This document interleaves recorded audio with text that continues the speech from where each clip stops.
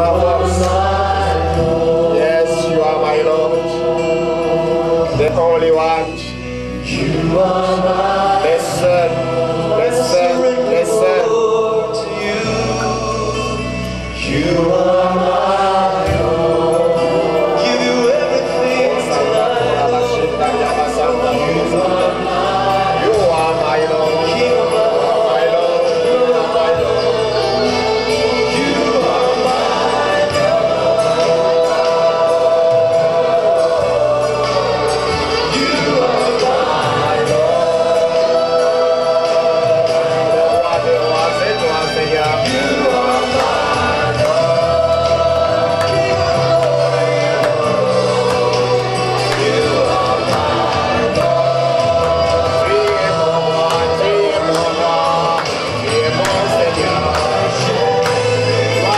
Seigneur. You are my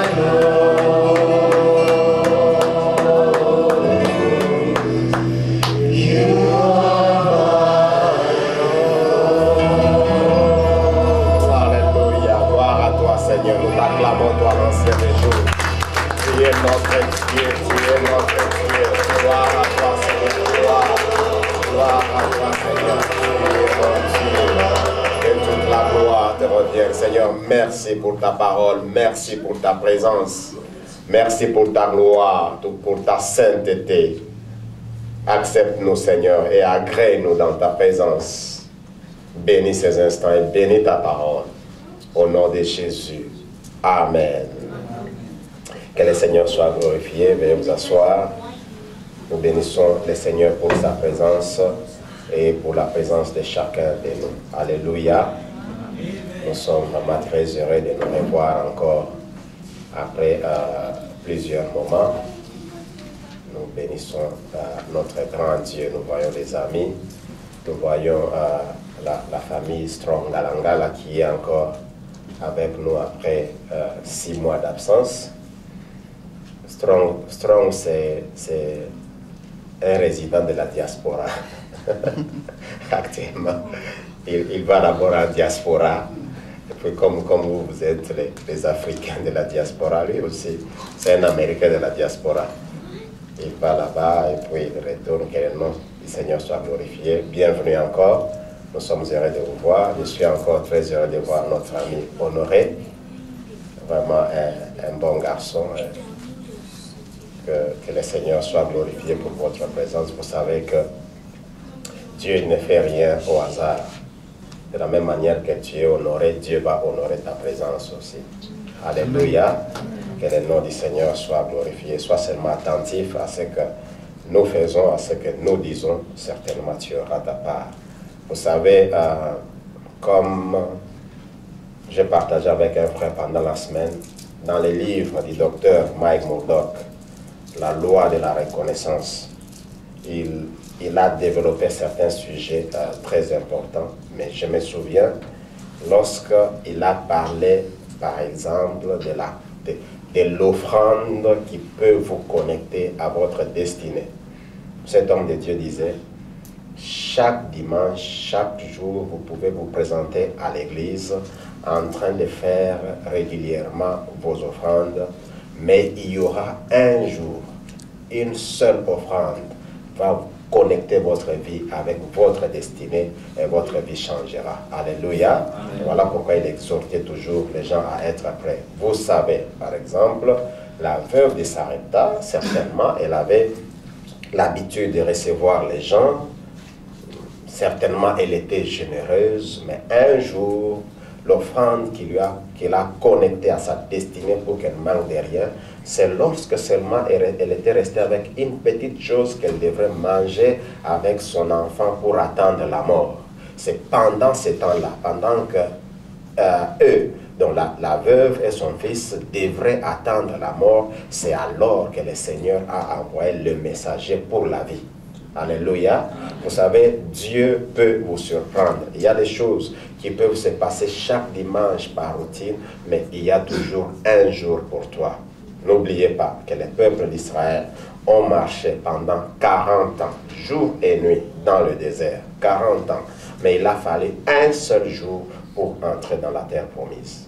Alléluia. Et lorsqu'ils sont entrés, c'est définitivement qu'ils sont entrés. Mes amis, avec Dieu, lorsque la chose vient, elle vient définitivement. La Bible dit, il ne se répand pas de ses dons, il ne se répand pas de son appel.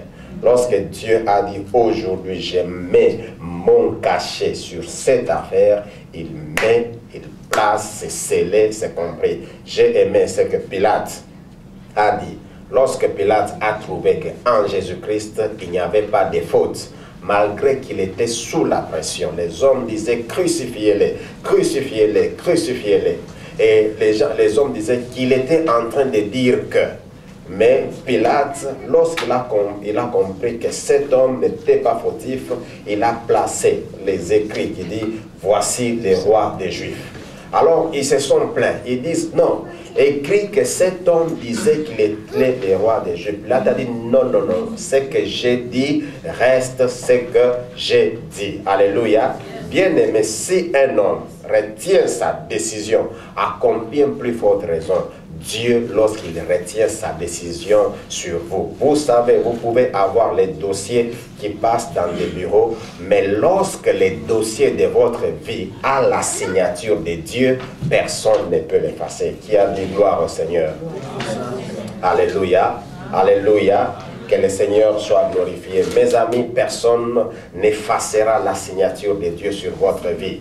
Écoutez ça bien, que les hommes se moquent de vous, que les hommes parlent tout ce qu'ils peuvent parler jour et nuit, mais lorsque Dieu a signé, il a signé. Alléluia.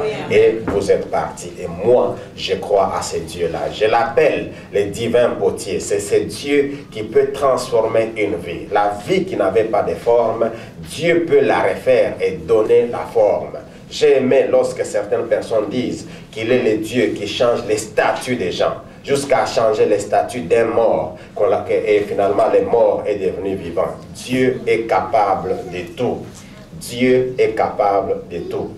Dieu est capable de tout. Alléluia. Regardons, mes amis, à la croix. Tel est notre message que nous sommes en train de développer pendant ce temps.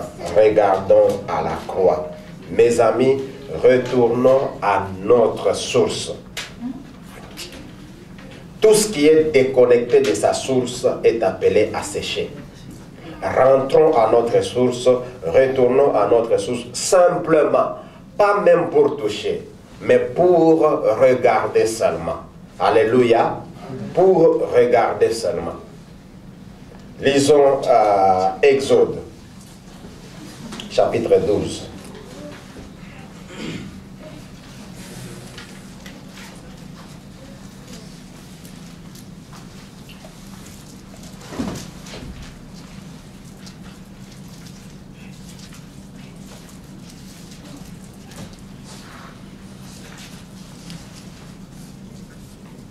Exode chapitre 12, et si vous pouvez lire aussi dans vos Bibles, Job chapitre 1er, le 5e verset et la suite.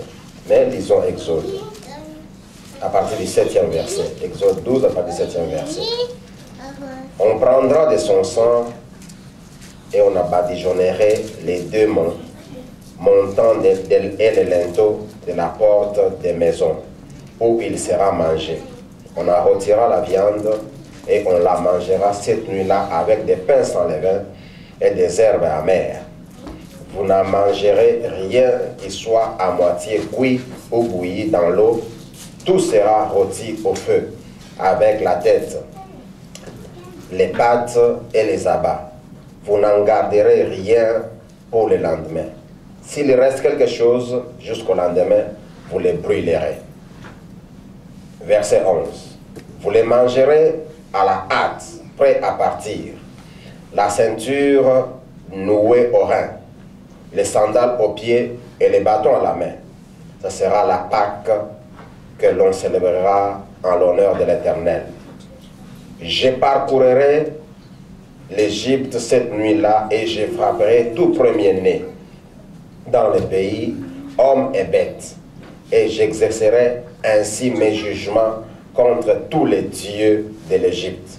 Je suis l'Éternel. Verset 13. Le sang sera pour vous un signe sur les maisons où vous serez. Je verrai le sang, je passerai par-dessus vous.